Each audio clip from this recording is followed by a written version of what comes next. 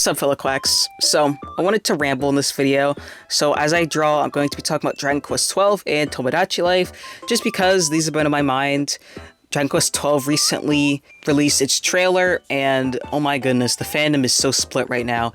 So, for context, Dragon Quest XII has been in development for 5 years, and there's been so much development issue, but I'm looking forward to it. I think the biggest issue that people have is that the hero's design is definitely like, well, people aren't really happy with it, but I honestly kind of like it. It's growing on me a little bit. Like, it's not the best design, but it is a design that I kind of like.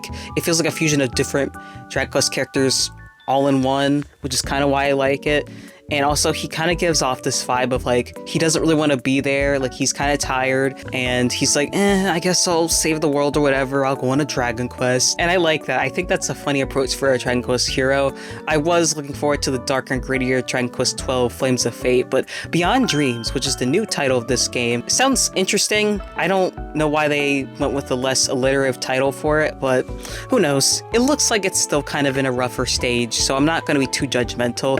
People are definitely being quite harsh in ways that I don't really agree with, but the Dragon Quest fandom has been kind of like doomerist lately, and I don't like it. Like, they're so pessimistic about everything.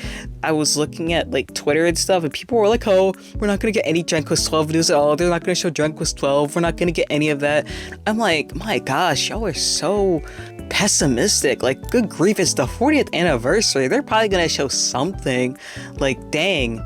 Yeah, Dragon Quest XII is definitely something that I'm looking forward to. I think a lot of people are allowed to feel how they feel about the hero's design and the plot change. There was definitely a split on Dragon Quest kind of taking a darker approach, and I wanted to take a darker approach because I thought it would be fun.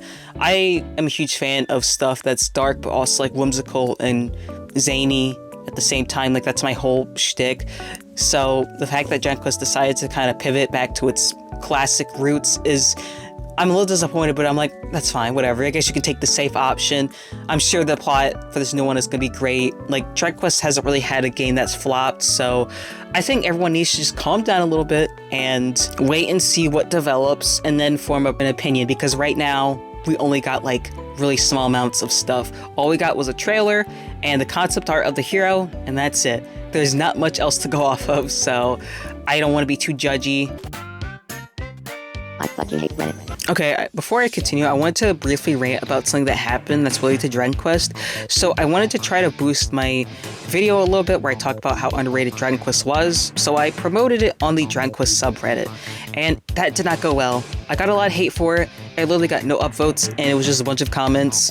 I did screenshot the comments, and yikes. It was just people being hateful, saying that I was like engagement farming, or I was being delusional or whatever, and like, oh, Dragon Quest is actually really popular. What are you talking about? Why are you saying it's niche? You're clearly misinformed. And I'm like, all right, damn, jeez.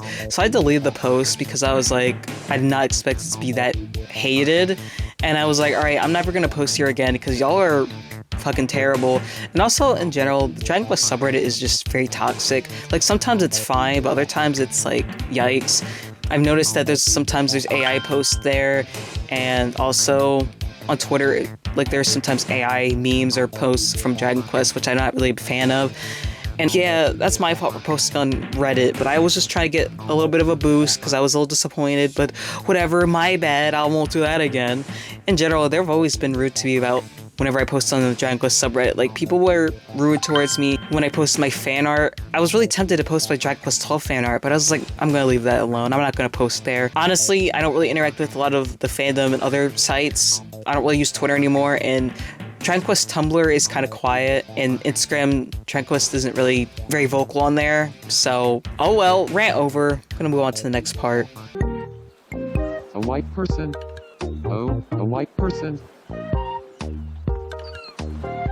Also, speaking of Dragon Quest XII, I made the Dragon Quest XII hero with Tomodachi Life, and this is the segue into it.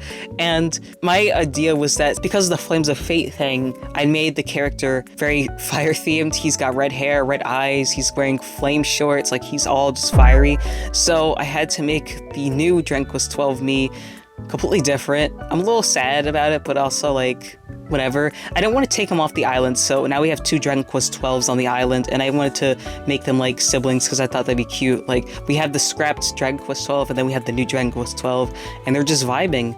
So yeah, now on to Tomodachi Life.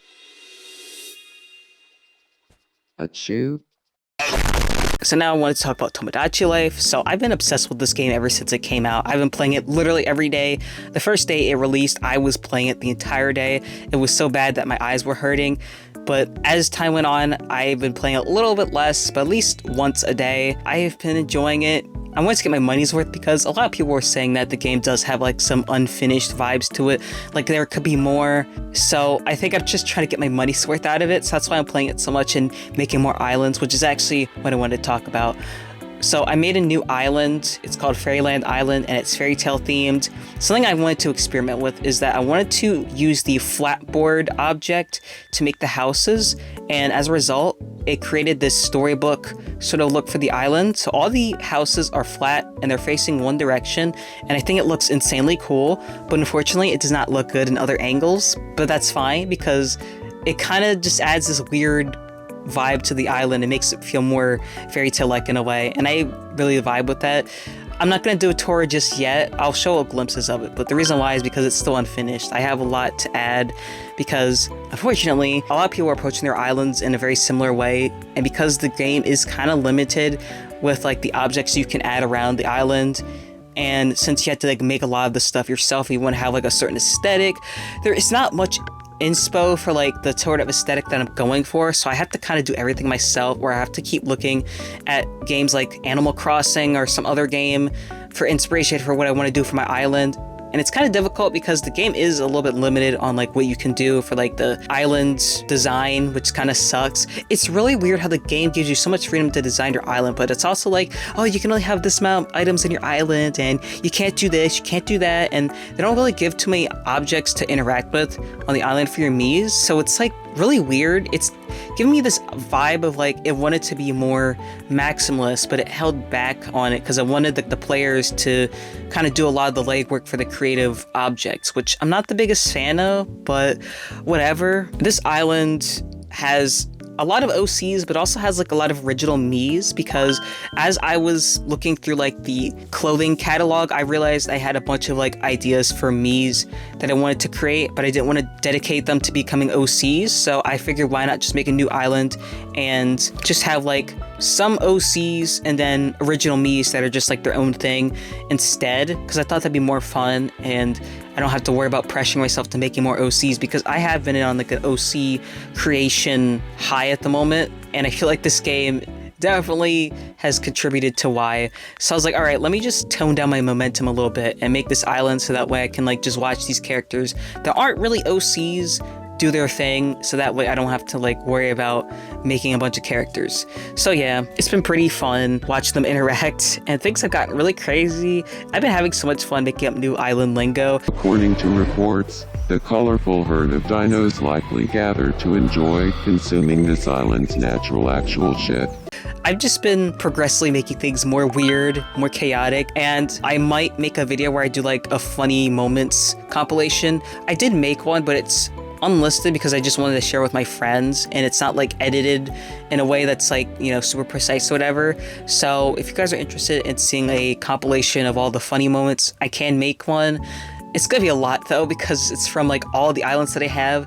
I have another island, and this is my second island. It was a fandom island because I was like, I need to have an island where it's like all the stuff that I'm a fan of. So my fandom island is kind of the island that I don't really use the most, surprisingly. I think it's because I'm more attached to the islands where it's my OCs or just like original Miis rather than characters that aren't mine, which is probably why I don't play it as much.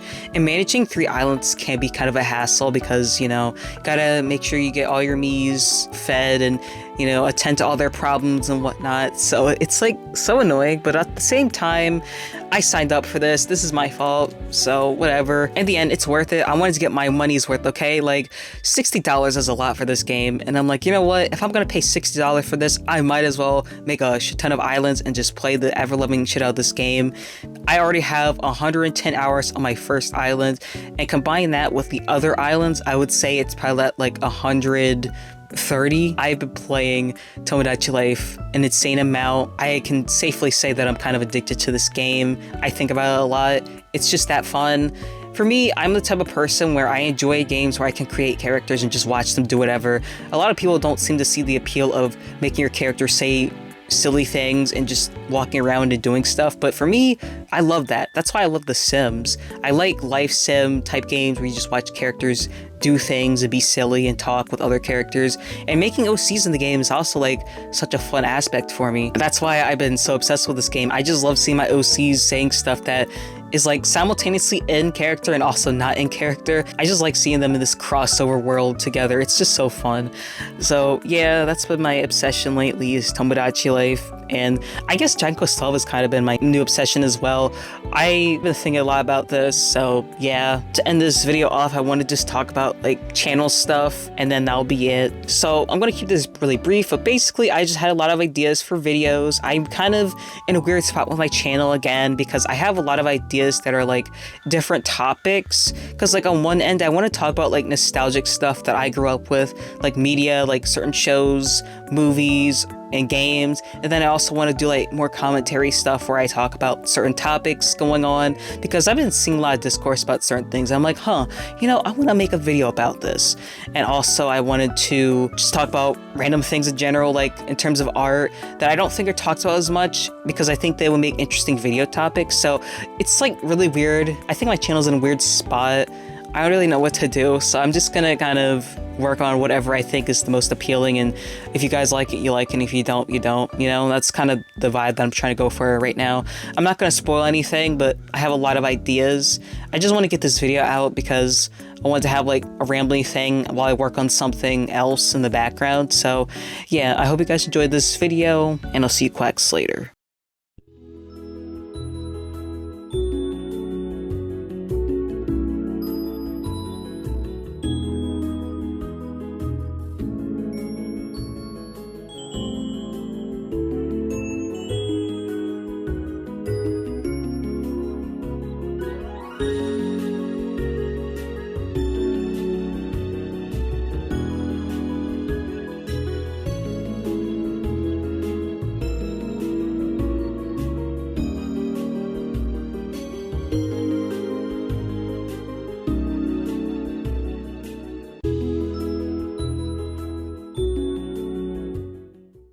Nuclear bomb.